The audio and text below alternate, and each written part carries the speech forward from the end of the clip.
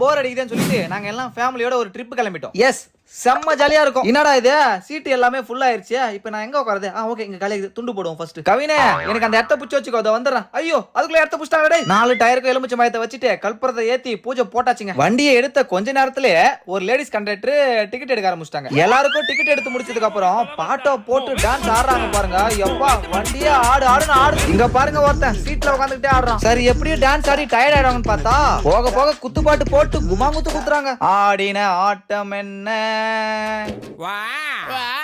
ஆடுன ஆட்டத்துல வாந்தியே வந்துருச்சுங்க. வாந்தி வந்த அடுத்த ஸ்டாப் மகாபலிபுரம் வந்துட்டோம். அப்படியே அக்கா பொண்ணு கையை பிடிச்சிட்டு போயினே இருந்தா, கேமராமேன் சூப்பரா எடுங்க, இவங்க தான் இப்போதைக்கு நமக்கு டெம்பரரி கேமராமேன். இங்க பாருங்க, லைனா வர இந்த மொத்த கூட்டமே எங்க ஃபேமிலி தான். லைட் ஹவுஸே ஹவுஸ்ஃபுல்லா இருந்துறாப்பா. ஒரு மாதிரி ஜாலியா தான் இருந்துச்சு. பட் என்ன, வெயில் தான் போட்டு மண்டைய பொளந்துருச்சு. அப்புறம் இன்னொரு விஷயங்க, மகாபலிபுரத்துல நம்ம குருவிஸ் நம்மள பாத்துட்டாங்க. போட்டு ஒரு மாதிரி நசுக்கி பிசுக்கி புஞ்சி எடுத்துட்டானுங்க. பட் ஆனா மொத்த அன்பும் ஒரே இடத்துல வேற மாதிரி